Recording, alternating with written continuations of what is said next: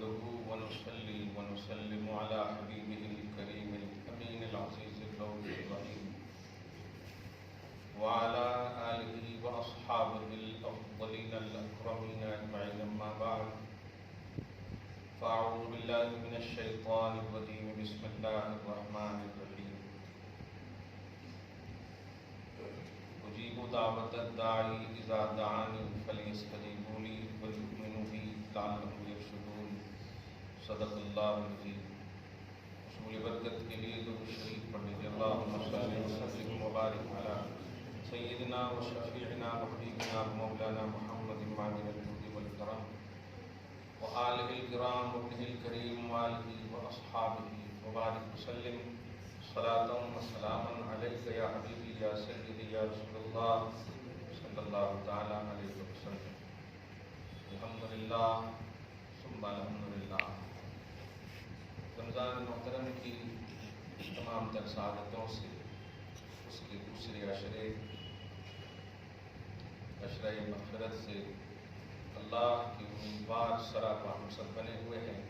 اللہ پاک اپنے فضل سے حبیب پاک کے صدقے میں ہم سب کی مغفرت ہے.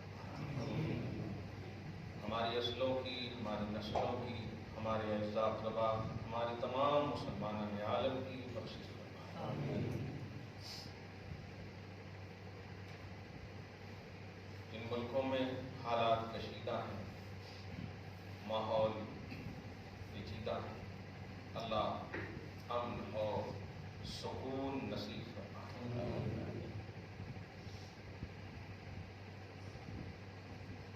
دیکھتے دیکھتے 15 دن گزرنے والے ہیں. اللہ پاک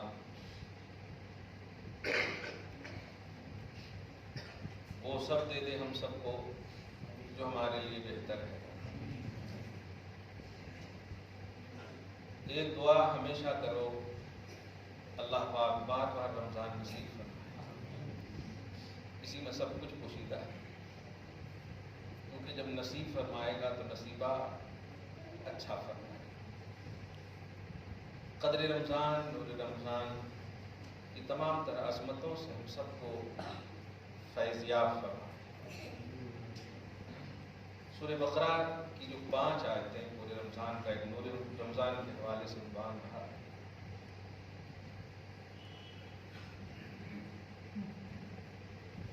اس کی آیت نمبر 186 کا کچھ حصہ، پورا حصہ تلاوت کرتے ہیں.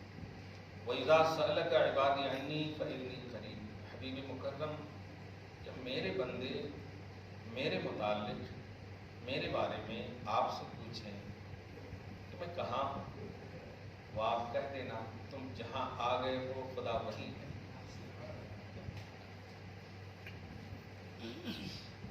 وَإِذَا سَأَلَكَ عِبَادِي، جب آپ سے پوچھیں میرے بندے، انی میرے متعلق، کہہ دینا میں قریب ہوں. خوبصورت سا چھوٹا سا لفظ ہے، چھوٹی سی آیت ہے.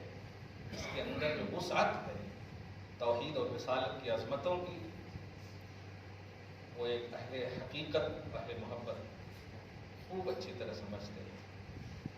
خدائے وحدہ لا شریک کے حبیب صلی اللہ علیہ وسلم کی بارگاہ میں جو پازیٹو ہو کر پہنچ جاتا ہے، خدا اسے مل جاتا ہے. خدا اپنی سب سے بڑی معرفت کا مرکز، سب سے بڑے نبی محمد عربی صلی اللہ علیہ وسلم کو بنایا. رمضان محترم کے مہینوں میں، دنوں میں بہت ساری مناسبتیں، کسی ایک کو بیان کرو دوسرے کو بیان نہ کرو تو عجیب سا لگتا ہے. اس لیے عظمت رمضان اور نور رمضان کے حوالے سے ان سب کی بارگاہوں میں حقیقت اور عقیدت کا نذرانہ پیش کرو کہ مولا جو بھی، چاہے بدر کا معاملہ ہو یا ام المومنین یا امہات المومنین، بنات طاہرات نبی صلی اللہ علیہ وسلم کا معاملہ، فرزندان مصطفیٰ علیہ الصلوۃ والسلام کا معاملہ، ان سب کی روحوں کو ہم سب سے خوش فرما دے مولا. ان سب کی دعائیں ہم سب کے حق میں قبول کرتے ہیں. جو وہ امت کے حق میں ہمیشہ یہ سب دعا کرتے تھے، کرتی تھی. تاریخ نہیں بلکہ قرآن اور حدیث گواہ ہے کہ اللہ کے نبی صلی اللہ علیہ وسلم کے گھرانے والوں نے جتنا امت کے لیے درد اور تکلیف اور دعائیں کی ہیں، صبح قیامت تک اللہ نے چاہا ہی نہیں کہ کوئی اور پیدا کروں ایسی دعا کرنے والا. کیا ضرورت تھی سرداری ملنے کے باوجود، اور کس کی سرداری؟ 5 سال کی نہیں، ہمیشہ کی سرداری، اور وہ بھی جنت کی سرداری. مچل جاتا ہے یار. یہ 5 سال کی حکومت والے اس طرح فکر کرتے ہیں کہ سب کو مٹا ہی دیں گے،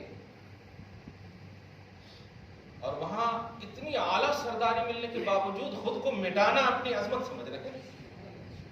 دوسرے کو نہیں، خود کو مٹانا اپنی عظمت سمجھ رہے ہیں. بقا کا جو عنوان دیا ہے حسین نے اور اہل بیت اطہار نے، وہ نہیں دے سکتا. اور ہمیں خیروں سے اس عظمت کی سرٹیفکیٹ کی ضرورت نہیں ہے. ہمارا قرآن کافی ہے، ہمارے رسول کافی ہے. نبی نے ہمیں بتا دیا ہے. اللہ آپ کو سلامت رکھے اور ہمیشہ صحابہ اہل بیت کی محبت پر زندہ رکھے. احسانات نہ بھولیے گا، ورنہ جو قوم اپنے محسنوں کو بھول جاتی اسے خدا بھی بھلا دیتا، خدائی بھی بھلا دیتی. اس لیے اگر چاہتے ہو کہ ہماری تاریخ تاریکی میں نہ جائے، روشن ہو، تابناک ہو، تو اپنے محسنوں کو یاد رکھیں. اور سب سے بڑے جماعت محسنہ، احسان کرنے والی جماعت اہل بیت کی. حسن مصطفیٰ کا عنوان تھا، اس لیے میں تھوڑا سی، کیا ہماری زندگی پوری کٹ جائے پھر بھی کم ہے. اللہ ان کے کرم سے ہم سب کو بخش دے.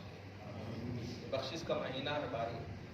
آپ کے عمل سے بخشے گا امپاسبل، کلیئر کہہ رہا ہوں. آپ کو اگر ناز ہے تو پھر اپنی جماعت آپ بنا لیجیے. ہمیں تو بس ان محسنوں کے احسان پر اور ان کے وسیلوں پر ناز ہے. اللہ ان کے وسیلے سے ہم سب کی مغفرت فرمائے. کہاں صحابہ کرام اتنا سے خرچ کرے اور ہمیں احد پہاڑ کے برابر بھی خرچ کرے تو نہیں پہنچ سکتے. پھر کیا کر رہے ہیں آپ؟ مالی 2500 1 لاکھ روپے میں نکال رہے ہیں تو 70 مرتبہ وہی بول رہے ہیں. 2.5% زکات نکال رہے ہیں تو دینے والے کو دل دکھا رہے ہیں آپ. لیتے کہ نہیں لیتے؟ وہاں احد پہاڑ کے برابر بھی اتنے سے کے برابر نہیں ہو سکتے آپ. لیکن پھر بھی جب وہ خرچ کرتے تھے تو آپ پارہ نمبر 4 کی فرسٹ آیت کریمہ کی تفسیر پڑھیں گے تو حضرت ابو دحداح انصاری رضی اللہ تعالیٰ عنہ بڑے جلیل القدر صحابی ہیں. آیت جب اتری تھی کہ جو سب سے زیادہ محبوب ہو تیری بارگاہ میں، تیرے پاس جس کو سب سے زیادہ پیار کرتے ہو، وہ مال اللہ کو خرچ کرو گے تو اللہ تمہیں محبوب بنا لے. سب سے زیادہ محبوب ہو، سب سے زیادہ. وہ آتے ہیں گلے مصطفیٰ پر اور ہاتھ پکڑتے ہیں نبی کا، کہتے ہیں یا رسول اللہ میرے ساتھ چلیے. تو آقا صلی اللہ علیہ وسلم سے کیا چھپی ہوئی بات ہے؟ بغیر چوں چرا کے جان گئے اس عاشق کی عشق کی سچائی اور قدم رنجا ہو گئے. جانے کے بعد کہتے ہیں اپنے اس باغ میں جہاں فیملی کے ساتھ رہتے تھے، کہتے تھے یا رسول اللہ صرف میرے پاس یہی ہے اور اسی سے میں گزر بسر کرتا ہوں، اس سے زیادہ محبوب میرے پاس کچھ ہے ہی نہیں. سب سے زیادہ پیارا باغ یہی ہے. فیملی کو آواز دیتے ہیں آ جاؤ باہر. اللہ نے حبیب پر ایک آیت اتاری ہے کہ جو سب سے زیادہ محبوب چیز ہے وہ خرچ کرو گے تو میں محبوب بنا لوں گا. میں حبیب کو لا کر ضامن بناتا ہوں، گارنٹر نبی کو بناتا ہوں کہ اللہ یہ اپنی بارگاہ میں قبول فرما. نبی اعظم صلی اللہ علیہ وسلم نے قبول تو فرما لیا، لیکن جب یہ جانے لگے تو صحابہ کرام سے کہتے ہیں چلتے پھرتے جنتی کو دیکھنا چاہتے ہو تو دیکھ لو. اگر میں دوسروں کے رشک کا تصور نہ ہوتا تو میں دکھا دیتا کہ اس باغ کے بدلے میں اللہ نے جنت میں کتنا حسین باغ ان کے لیے رکھا ہے. محبوب ترین چیز. کیا آپ بھول سکتے ہیں ابو بکر سیدنا صدیق رضی اللہ تعالیٰ عنہ کو؟ نہیں بھول سکتے. وہ افضل البشر یوں ہی نہیں ہیں. اسی آیت کے تحت دیکھیں گے تو ایک عظیم آپ کو واقعہ تو معلوم ہے مگر میں اس میں ایک نقطہ. جبریل علیہ السلام بارگاہ رسالت میں آئے تھے. حضرت عمر بن خطاب آدھا مال لائے تھے لیکن ابو بکر فل مال دینے کے باوجود آدھا مال ان کا زیادہ تھا. کوانٹٹی کے اعتبار سے کرتے تھے. لیکن نبی صلی اللہ علیہ وسلم نے پھر بھی تصدیق، تائید، محبت کی کثرت کی مہر ابو بکر صدیق کے مال پر لگائی. چنانچہ عنوان دیکھیں آپ، جبریل علیہ السلام آئے اور ایک نیا لباس پہن کر آئے. معمول کے مطابق جو آتے تھے جیسے ایک نیا لباس پہن کر آئے، نئے پوشاک میں آئے. تو نبی علیہ السلام پوچھ پڑے، جبرائیل آج ایک نئے لباس میں ہو، کیا بات ہے؟ کہا یا رسول اللہ، اللہ پاک نے مجھے خاص طور سے اور آسمانی تمام مخلوق کو خصوصاً فرشتوں کو حکم دیا ہے کہ یہی لباس پہنو. کہا ماجرا کیا ہے؟ حالانکہ نبی سب جان رہے، امت کو بتا رہے ہیں. تو ماجرا یہ ہے کہ آج ابو بکر صدیق نے جو مال خرچ کیا ہے اسی لباس میں ان کے گھر والے سب یہی لباس پہنے ہیں. تو اللہ نے ان کے اس خرچ کو اتنا پسند کیا کہ جس ادا میں ابو بکر اور ان کے فیملی نے خرچ کیا ہے، آج پورے گھرانے والے جو ابو بکر کے ہیں یہی لباس پہنے ہیں. اس لیے فرشتوں کو یہ حکم دے دیا. آپ سمجھتے ہیں؟ پاک فرشتے آئیڈیل مان لیں گے آپ. اللہ کے لیے وہ خرچ کریں. آپ سے تو بولی پیار کی نہیں نکل پا رہے، دل شکنی کے الفاظ نکلتے ہیں آپ کی زبانوں سے. کیا سامنے والا اگر کچھ نہیں بولتا تو آپ خوش ہو جاتے ہیں؟ دل اوپر نہیں رہتا بھائی، اندر رہتا ہے. کسی کا مت دل دکھاؤ. ایسا کام کرو کہ جبریل کو بھی اللہ خوش ہو کر حکم دے کہ ان کی اداؤں کو تم بھی اپنا لو. کمال ہے یار. سید الملائکہ ہیں، کوئی امتی نہیں ہو سکتا ان کے برابر. فرشتوں کے سردار، اتنا اعلیٰ مقام رکھنے والے. اللہ پاک ہم سب کو ریئلٹی نصیب فرمائے. درود شریف پڑھی. اللہم صلی علی محمد وعلی آل محمد وبارک وسلم صلی اللہ تعالی علیہ وسلم.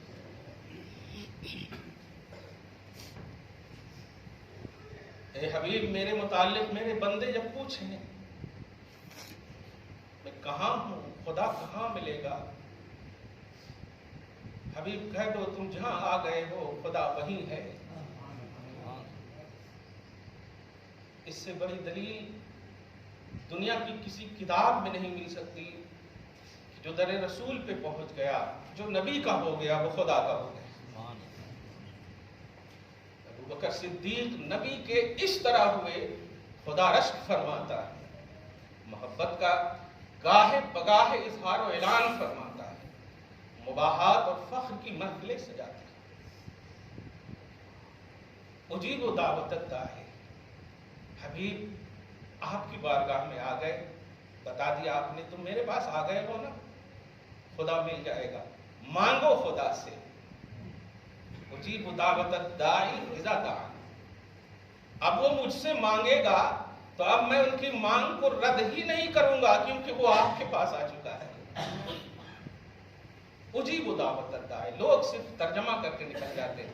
قرآن جنرل نالج کے لیے نہیں ہے، خدا اور رسول کی محبت میں اضافہ کے لیے ہے. خدا اور رسول کی محبت میں اضافہ نہ ہو تو یہ تلاوت محض تلاوت ہے. دل جب تک اللہ رسول کی محبت میں نہ تھر تھر آئے تو صرف قرآن کی تلاوت ہے، تھر تھرا جائے تو حق تلاوت قرآن ادا کر رہے ہو قرآن پاک کی. اسی لیے قرآن پاک میں جا بجا آپ دیکھیں گے کہ اذا تلیت علیہم آیاتہ زادتہم ایمانا. قرآن کی جب تلاوت کی جاتی تو ایمان بڑھتا ہے، اور ایمان محبت نبی کا نام ہے. لا یؤمن احدکم حتی اکون احب الیہ من ولدہ ووالدہ والناس اجمعین کما قال. وہ مومن ہو ہی نہیں سکتا جو اے حبیب والد سے، خاندان سے، تمام لوگوں سے، پورے جہان سے سب سے زیادہ آپ سے پیار نہ کریں؟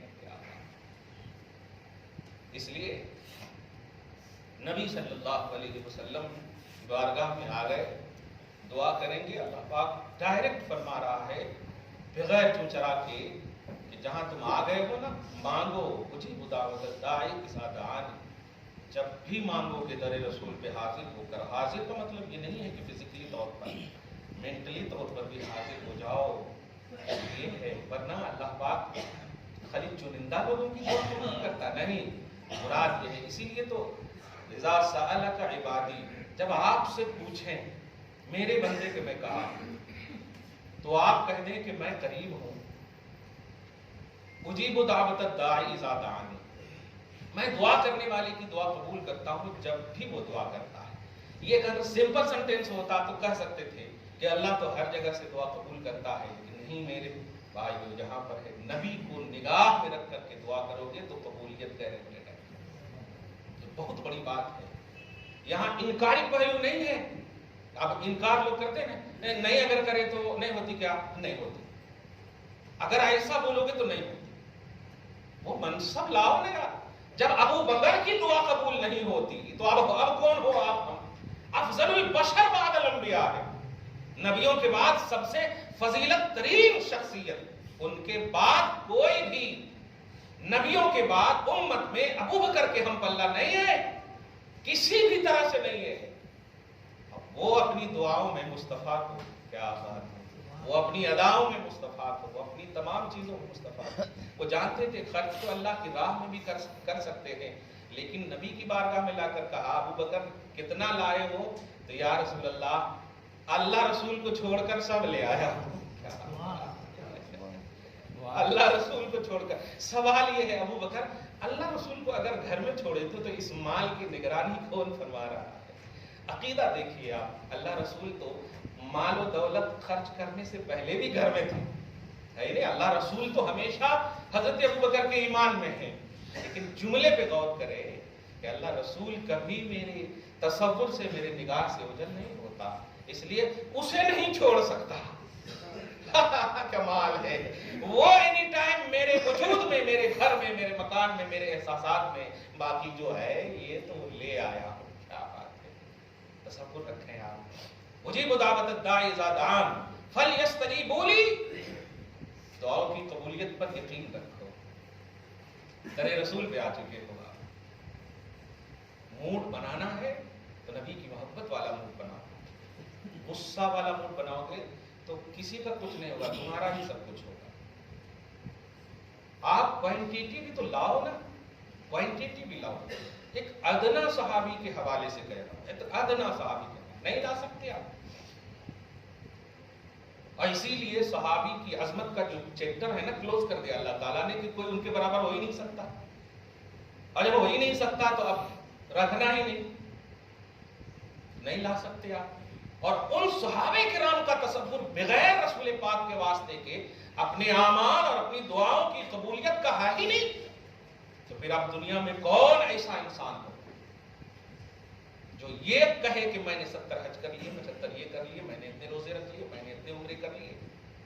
اللہ پاک حج اور عمرہ کرنے والوں کی مغفرت فرمائے، انہیں معاف فرمائے۔ دیکھ کر کے بہت دل دکھ رہا ہے، سچ کہہ رہا ہوں، مجھے بھی 3-4 لوگ بولے، لیکن جیسے بولنے والے تھے نا، میں دیکھ رہا تھا ایک سب کا انکار کر دیا۔ میں نے کہا میرے لیے جو خرچہ کرنا چاہتے ہو نا، وہ پیسے آپ کسی لڑکی کو دے دو، آپ جو شادی کرنے کے لیے محتاج ہے، کیونکہ تم میرے ساتھ فوٹو کھینچا کر مجھے بھی جہنم میں لے جانا چاہتے ہو۔ در رسول کا، حرم پاک کی حرمت کو پامال کر رہے ہو، پیٹھ لگاتے ہو۔ وہ در جس کو پکڑ کر نبی نے دعا کی، اپنے سینے کو سامنے کر دیا، تم پیٹھ لگا کر سیلفی لے رہے ہو اس در پہ۔ تمہیں موقع اور مہلت مل رہی ہے تو تم توفیق سمجھ رہے ہو؟ یہ توفیق نہیں ہے، یہ مہلت ہے، یہ موقع، یہ ڈھیل جس کو بولتے ہیں۔ ایسا مت کرو۔ طواف کرنے سے کہیں زیادہ موبائل دکھ رہے ہیں، کمال کہ یہاں پر یہ پڑھنا، وہاں پر وہ پڑھنا، وہاں پر وہ پڑھنا. کہاں گئی؟ حجر اسود نہ چوم سکے تو استلام کرنا کہاں گئی؟ جب موبائل ہے تمہارے ہاتھ میں تو استلام کیسے کرو گے آپ؟ ذرا سا بھی اوپر نیچے ہو گیا تو طواف ہی نہیں ہوگا. استلام کا جو تصور ہے یہ ہے نا، اوپر نیچے ہو گیا کوئی نہیں. اور سب کے ہاتھ میں موبائل ہے. کیا ہو رہا ہے؟ کیوں مذاق بنا لی ہو عمرہ اور حج کو؟ کیوں شریعت کے ساتھ مذاق کر رہے ہو؟ اور پھر جا کر کے دعا تمہاری قبول نہیں ہوگی، بیماری میں مبتلا ہوگے، تکلیف و پریشانی ہوگی، تو پھر آپ کہو گے کہ ہم اتنا کرے اتنا کرے. کچھ نہیں کرے آپ. قرآن پاک میں کئی آیتیں ایسی ہے، عاملۃ ناصبۃ تصلی نارا حامیہ. عمل کریں، مشقتیں جھیلیں، ریاضات کریں، زہد اور تقوی کا اعلیٰ معیار لائیں، لیکن جائیں جہنم میں. قدمنا الی ما عملوا من عمل فجعلناه هباء منثورا. کسی کے لیے بھی آیت ہو، لیکن ہے نا کہ اللہ پاک فرما رہا ہم نے بہت عمل کرنے والوں کے اعمال کو ہباء منثورا کر دیا. تو عمل کا تصور تو دیا نا کہ ہے عمل، لیکن وہ عمل کوانٹیٹی کا ہے، وہ کوالٹی نہیں. بھائیوں، ایک وقت کی نماز اگر پڑھ رہے ہو اچھے سے پڑھو. جو بھی آپ عمل کر رہے ہو جیسا اللہ رسول نے حکم دیا ہے ویسا کر رہے ہو. کیا سمجھتے ہو روزہ صرف بھوکے رہنے کا نام ہے؟ صحیح بخاری کی حدیث پاک سنو آپ. من لم یدع قول الزور فلیس للہ حاجۃ فی ان یدع طعامہ و شرابہ. اس جملے پہ اگر غور کریں نا تو ایسا لگے گا کہ وہ رحمان الرحیم بول رہا ہے. فرماتا ہے نبی صلی اللہ علیہ وسلم، روایت کرتے ہیں حدیث قدسی ہے، بلکہ حدیث کے الفاظ سنے کہ جو شخص اپنی زبان کو محفوظ نہیں رکھے گا تو اب اللہ کو ایسے روزے داروں کے کھانے پینے چھوڑنے سے کوئی حاجت ہی. حاجت کا لفظ سمجھے؟ اور ایک لفظ میں عام زبان میں کہہ دوں تو آئی ڈونٹ کیئر. وہ کیا کر رہا نہیں مان. زبان کی حفاظت ہے آپ کے پاس؟ زبان کی حفاظت. لا الہ الا اللہ محمد رسول اللہ اگر تم اے سی میں رہتے ہو تب بھی پڑھتے ہو، اور جو کٹوں پر بیٹھ کر موس بیچ رہا ہے نا وہ بھی یہی کلمہ پڑھتا ہے اگر مسلمان ہے تو. لیکن اگر وہ اپنی زبان کی حفاظت کر رہا ہے تو تمہارے سے اچھا ہے اگر تم زبان کی حفاظت نہیں کر رہے. کتنا دولت جمع کر لو گے آپ؟ قارون کا 1% بھی جمع نہیں کر سکتے آپ، نہیں کر سکتے. اور اللہ پاک نے اس کی دولت کو چاہا بھی نہیں کہ ہم تقسیم کریں، بلکہ دولت کے ساتھ اسے دھسا دیا. سورۃ القصص میں دیکھیں فخسفنا بہ وبدارہ الارض فما کان له من فئۃ ینصرونہ من دون اللہ، کہ ہم نے اسے زمین میں دولت کے ساتھ دھسا دیا، وہ دھستا ہی رہے گا. سوال یہ ہے کہ جب اس کے پاس مال تھے دوسرے کو دے دیتا نا اللہ تعالیٰ، لیکن نہیں. معلوم یہ ہوا کہ بروں کے مال بھی برے ہوتے ہیں اور اللہ تعالیٰ اچھوں میں تقسیم نہیں فرماتا. آپ سمجھ رہے ہیں اس بات کو؟ جو لوگ اپنی زبانوں کو محفوظ نہیں کرتے، کبھی باپ کو دکھا دیتے ہیں دل، بھائی کو دکھا دیتے، بہن کو. یہ گھر کی بات کہہ رہا ہوں، باہر نکلے چلتے ہوئے مسافر کو تکلیف دے دیتے. مسجد کی تو خیر بات ہی مت چھوڑی. مؤذن اور امام تو بس ایسا لگتا ہے کہ مطلب کیا بولتے ہیں کہ اللہ تبارک و تعالیٰ نے انہیں جو مقام دیا ہے نا وہ تو ہے ہی نہیں ان کے پاس کچھ بھی، بس ایک چرواہے کی طرح ہے.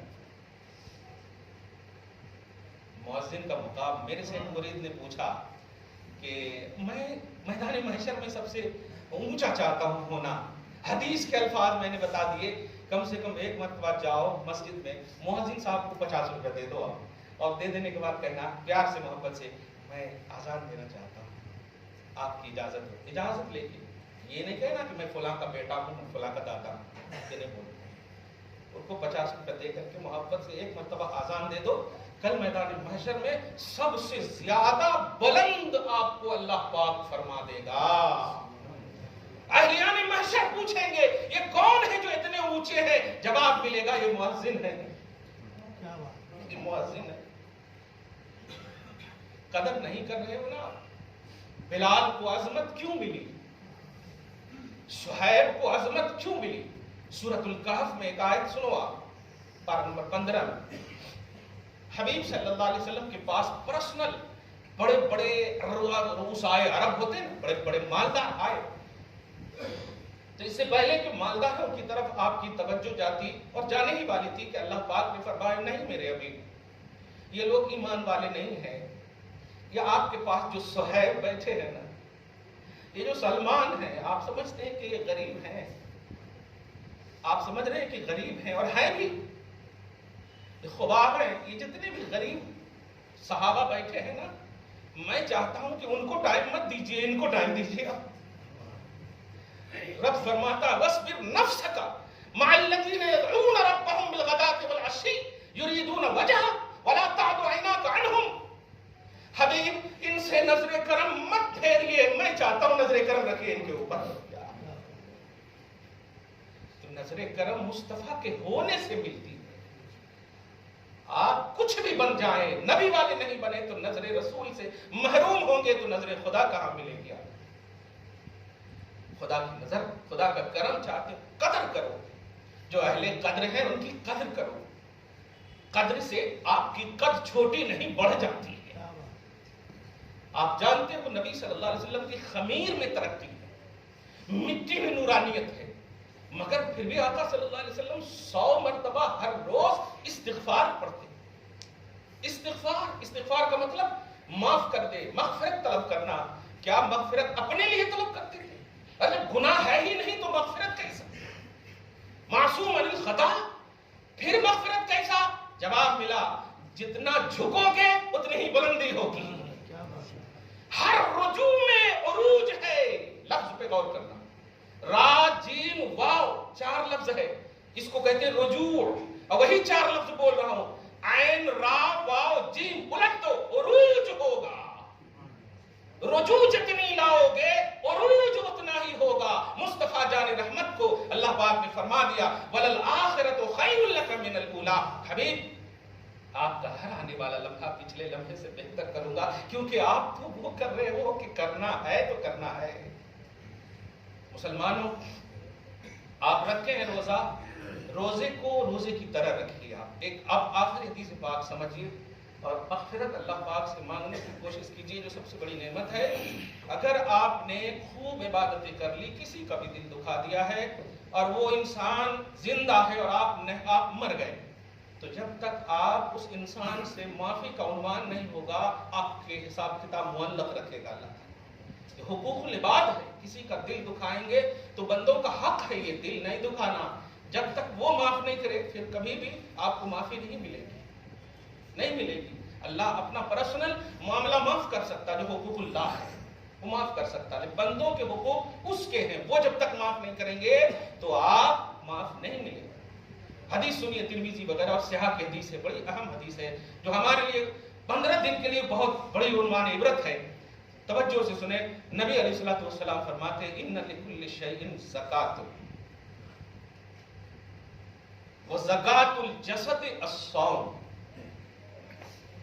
اور اہم بات دیکھیں، ہر چیز کی زکات نکلتی ہے، ہر چیز کی زکات ہے، اور جسم کی زکات روزہ ہے۔